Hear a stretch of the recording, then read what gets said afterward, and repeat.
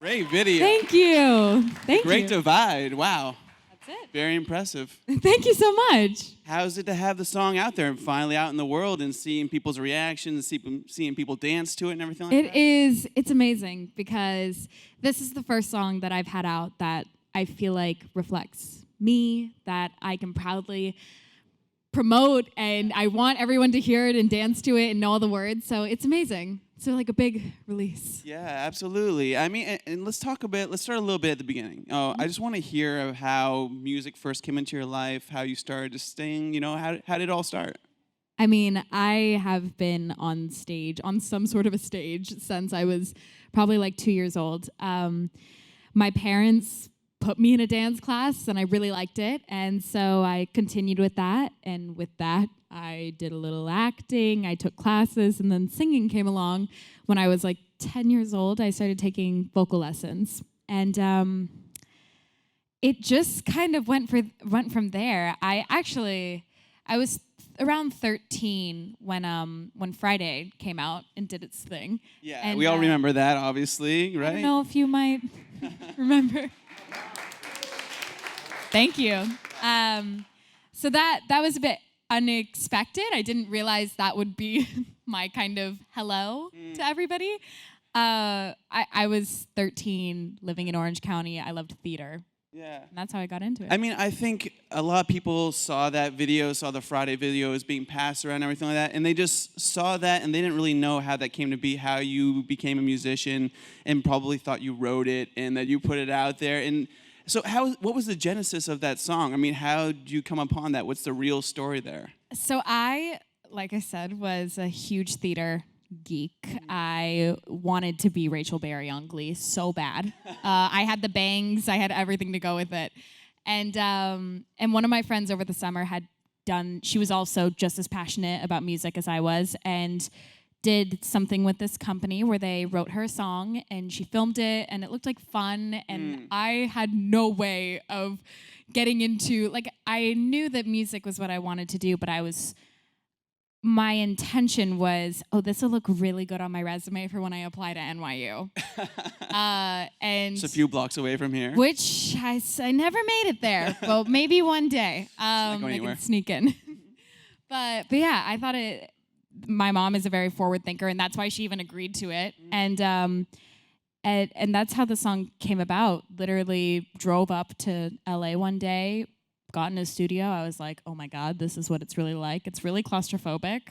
And the song came to be. And was that nerve-wracking? I mean, obviously you had no idea that this was going to go out in the way that it did, but was it still your first, studio experience, putting your vocals down and everything like that? How was that experience? Yeah. It was awesome. It was really being in there. I mean, the song itself could have been anything. It could have been about anything. I just wanted the experience. I wanted to be able to say that I've done it and I've tried it. And being able to be in a recording studio, I was like, this feels kind of like the real deal. Like, oh my God, this is what it's really like. And I had a lot of fun. And then we did the music video, which I was, again, literally was just me and a bunch of my friends, us middle schoolers. They came up with the concepts, and we just said, all right, cool, yeah. Yeah, and you put it out there, and you put it on the internet, and then you wake up one morning, and this is sort of at the beginning of the viral situation that's happening these days. Right. But to wake up and see that thousands and thousands of people had seen it, and that you have to deal with this now, what was that experience like? It was weird. There's not a word I could use that describes it better than just weird, because nobody can teach you how to go through something like that, because of course the internet is an awesome place, it's an amazing place, but there are some ruthless people on there. And the video itself had garnered probably like 3,000 views before it hit anything, and kind of started what was the viralness. And I had gotten a few like weird comments, but I didn't really care. Like my part was done, so I was like, all right, cool. A few people in school knew about it, and then it just within a weekend, it went from that 3,000 on a Thursday, and by Sunday had over 1 million. And then by the end of the month, over 100 million. And it just hit it again. So people, I guess, are still watching it. But I don't know. It's weird because I don't think people realized how young I was. Yeah. And that, again, it's not just... It wasn't the best thing to happen to a 13-year-old, you know? Yeah, no, absolutely. And you have to deal with sort of these people who have no idea who you are and what you're trying to do and what you see your career going. And all of a sudden you're on The Tonight Show, you know, shaking Jay Leno's hand and hanging out with Bradley Cooper. And I mean, what was that experience like to go on the press tour for this thing that had turned into like a comment on society, that sort of thing? It was basically all of me, all of us, us being me, my mom, my dad, my team at the time.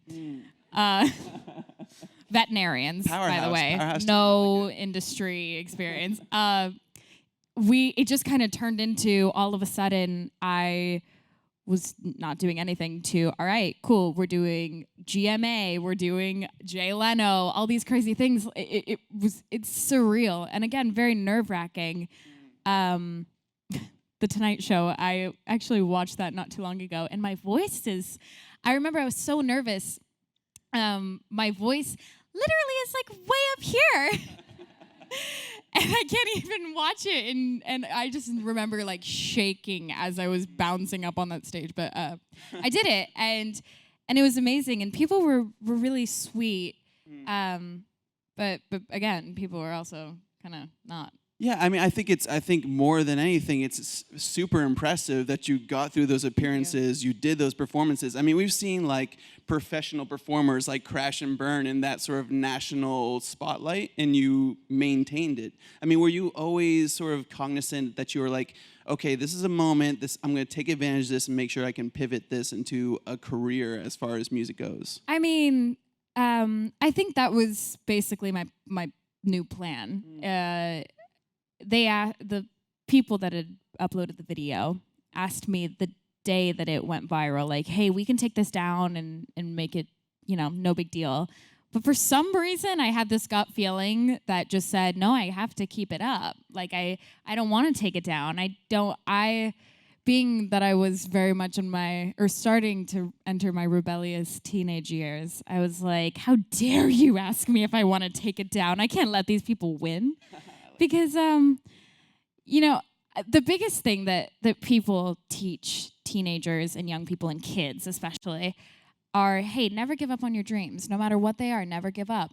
And when I turned 13, everyone decided that it was okay to tell me to give up on my dreams. And I never realized that until probably 6 months ago, that that's what happened. And that's really tough to deal with. And so when you're doing these performances, you're coming back home, you're sort of still getting the buzz and the attention from the song. Are you already writing music? Are you already looking at the next thing? Or are you just trying to deal with what's happened in your life at that point? I was in the studio and people were sending songs, and I all of a sudden went from my team being my family to a real sort of Yeah, that's curious. I mean, I'm sure people were trying to capitalize on that, sensation that you had. I mean, what were the writers? I mean, we're probably talking like big writers were probably sending you songs. I mean, again, at the time, I was so oblivious to what was going on. There were really cool writers that wrote amazing songs, and I recorded them. And then I re-recorded them because they weren't right, and then I did it again. For some reason, I just couldn't get there. And I was like, this isn't me. Maybe it's my sound. Maybe it's, people were saying, hey, you're going to be the next blah. You're going to be the next da. And I never realized that, like, nobody wants to be the next whatever. And you'll never be happy if you are. You just have to be able to find your own blah. Yeah. Just a lot of Sorry, I'm sorry. I like that. What's it like to be, a 13-year-old who's going into these big label music meetings and sort of having them tell you how the rest of your life could possibly play out? Is that surreal? You can't help but try to believe them or want to believe them because they're adults and you're a kid, so clearly you are inferior, when I don't think that's true. But at the time, I thought, like, these people know what's best for me, or, oh, if I don't do this, they're right. My life could be over. Yeah. And then I realized, though, I took a step back, and that's when I started making YouTube videos, and I was so unhappy, and I found myself not even wanting to do music anymore. I found myself thinking, like, oh, this is what the industry is like, then it's not for me. And so I tried YouTube, and I really liked it because it was on my own terms, and I could actually be a version of myself and put myself out there how I wanted. And it was about what month are we in? What month? October. October. Sorry. So 10 months ago, probably, actually, no, it was about a year ago. I started writing with a bunch of different co-writers. I'd done a year of that before too, but this was not only on my terms, but I was almost I forced myself to get vulnerable. And that's when I did a lot of reflecting. I did a lot of crying that I needed to make up for those, like, distraught years I had. I didn't even realize they were like that, but they were. And that's how songs like The Great Divide came about. That's how I have now these amazing songs that I am so excited to put out there and share with you, because they feel like me. They feel right. And I had never had that before. Yeah, and how did you find these co-writers? Was it literally just like a screening process of sitting down with somebody, and where did these people come from? It happens in really weird ways. I had been working with a certain producer that was just known through a friend of mine that I had worked through, and then somehow I met someone who leads me to someone who leads me to someone, and then all of a sudden you're in a studio with a bunch of strangers getting really personal. That's what songwriting is. That's to answer your question. That's it. Yeah, no, absolutely. And did you find yourself, looking, when you were in that reflective period, did you find yourself looking at the careers of other musicians, the people that you sort of wanted to emulate, or people that you were inspired by as far as music is concerned? I definitely am inspired by a lot of different musicians creatively, and I think especially like stage presence. That is a big thing that I would love to be able to get to, is to walk on stage like Beyonce. Everyone wants that. As far as a career, I don't know if there's anyone's in particular I want to emulate. Again, I'm clearly stuck on being this first blah. But I think, if anything, I just tried to get inspired by myself and by the people I was working with. I met some amazing people, worked with some amazing writers who you walk in being strangers, and by the end of the day, you feel like you've known them for months or even years. That's what's crazy. And that entire process just inspired me. Yeah, and I feel like the music industry also loves like these really odd pairings sometimes, DJs with so I mean, has there anybody that's come up that you're looking to collaborate with, and tell us a little bit about the collaborations on this album? And I would love to collab. I mean, I've said this all over the place, and maybe one day he'll hear. Maybe they're watching now.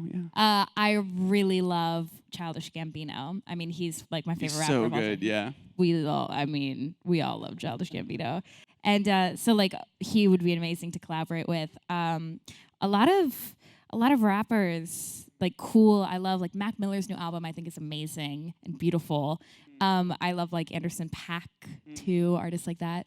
They're super cool. I feel like I have to up my cool factor to be. Well, with this them, album definitely helps. That's for the next album. Yeah. They're not confirmed collaborations, by the way. These are just my hopes and dreams. It's already out in the ether. Yes. That's not too bad.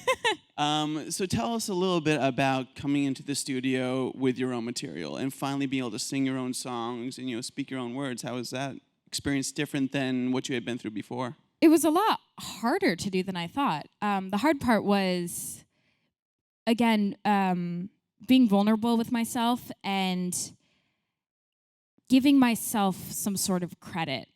I totally not even knowing it, I started to believe what everyone was saying online. I had said, yeah, who am I to think I have any sort of talent? Who am I to think that I have the right to do this? So I was really quiet at first, terrified. And it took me, again, I actually wrote a song called Voiceless, and it was about that change, that experience. And that song was written by me and a writer named Sherry Short and a writer named Aaron Benward. And the next song we wrote was The Great Divide. So I think it wouldn't have been without having that song first that we would have gotten there, because that was the first time that I wrote from somewhere where like it really took me needing to. I even feel like sick to my stomach just talking about it because of how weird of a feeling it is to. I don't know. It's like showing your diary entries to the world, because that's the real stuff. Like, boys, you can write about like things like that. But for me, at least, it's that really personal, almost like the word isn't embarrassing. It's just, I don't know. I don't know that. Sorry, that song just was. I feel like that step into really getting stuff that I could relate to. Yeah. And when you were, the music video is so good. I mean, it's really Thank great. you. So how did you find the director for that, and how did you guys sort of like come up with the concept behind that? So the directors of that video are actually my age, like 19, 20. And it was these two amazing guys, Taljan and Chaz. And we were looking for a video. We wanted it to be simple. I wanted it to. What was weird for this music video was, again, in the theme of expressing myself. That's what I wanted this video to be, was come from me and my ideas. So I wanted the focus to be on the song, but also still have a great video, because I know people will want to watch it and see if I look any different or anything like that. And so we shot it in this LA warehouse, and I'd always loved smoke bombs and color imagery and all that stuff. And it was simple. It was just a day. We got it done, planned in 2 weeks, and we did it. Might have even been less than 2 weeks, but it was really fun. And literally, I spent the entire day dancing around in a warehouse. I had blue smoke up my nostrils. It was crazy, but it was so much fun. It was easy. And do you have like ideas for the next videos? Is that something that you're constantly coming up with, is new ideas? So I have a few songs that I'm really excited to release soon, and that I feel like reflect me even more than The Great Divide. So I definitely have a bit of inspiration for that, and I'm excited to have a little more fun with those, because again, I wanted to kind of lay the groundwork. That's why everything is very simple with The Great Divide for what's to come. And I didn't want it wouldn't feel right for me to do like a big music video with me doing choreographed dance, because that's just not where I'm at right now. Maybe one day. Yeah. But yeah. Yeah, and I mean, you sort of mentioned it about that first video, is like how people want to see how you look differently. I mean, that's interesting. Have people react? Do people still come up to you after the Friday? Like, do they still recognize you from that? That was so long ago, it feels like. It was a long time ago. Yeah. Yeah, people, it's always such a weird question to answer. Yesterday, I was actually busking for the first time in Washington Square Park. Is that Yeah. They're not. Beautiful park, yes. Yeah, beautiful. And a really sweet guy came up to me. It was his first time in New York, and just asked, very polite, very polite. I've never had anyone be weird like that to my face. Not like him. I'm not saying he was weird. I just meant like I've never had anyone be rude. So to heartbroken me right now. He was so sweet. I did not mean that. But people have always been so sweet like him, and I'm really lucky for that. I've had a lot of people say, "Where do I know you? Did we go to school together?" Something. I don't know. But yeah. That's really funny. I mean, do you feel like you've changed a lot since that time, and do you feel like you're a completely different person, or? To be honest, yes. I mean, 13 to 19, I know it's only 6 years, but I'm sure most of you who have been through that age Most of no, them, I you think, have. changed a lot. And yeah, I've grown up, a bit at least. And yeah, so yes. That's great. Okay. Well, I guess we have a couple questions out in the audience. Yes. So a Hi. lot of people kind of that become famous through the internet, they kind of have a hard time sort of breaking that meme mold. And so I was wondering, like, how did you do it? You know, how did you go from just becoming like an internet meme to being sort of like taken as a serious musician? That's a really good question. I guess first, thank you for saying that I've been able to do that, because sometimes I don't even know, to be real. I think people relate to authenticity. So if what you started as is like a meme, but you don't want to be that, sorry, it's such a weird thing, right? You just have to do what's authentic to you, and if that's real, and it takes time to figure out what actually is real and what you want to be real, people will relate to that. But yeah, I'd say that's really the only answer I could give. I don't know. The internet is a very strange place, and I don't know how some things happen and how some things don't happen. Nice. Okay. Next question. Hello, Rebecca. Hi. So you were saying that you didn't want to be considered or compared to another artist. So how would you describe your music, and how would you describe the sound that you're creating for yourself in the future? I experimented a lot this year with different things. I was always one of those people that said, "Oh, I'll never write a country song. That's not me." I did this year. I'll never, try freestyle rapping. I didn't on a song this I was year. like, but we have to hear that. But like I never thought I could do it. Literally, I said this a few days ago, and then secretly I tried it out, and I think it was okay. The skill to develop. Okay, here we go. The skill to develop. No, you don't want to go right now? Okay. Maybe later. I should not have opened that door.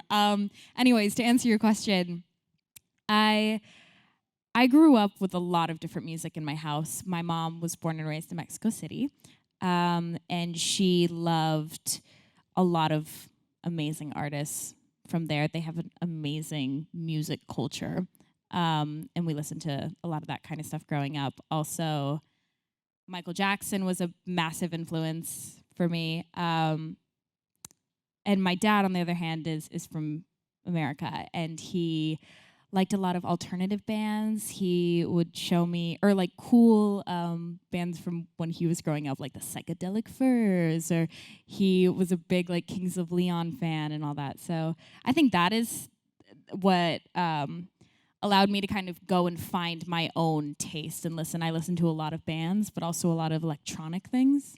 And I just try to blend it into what feels right.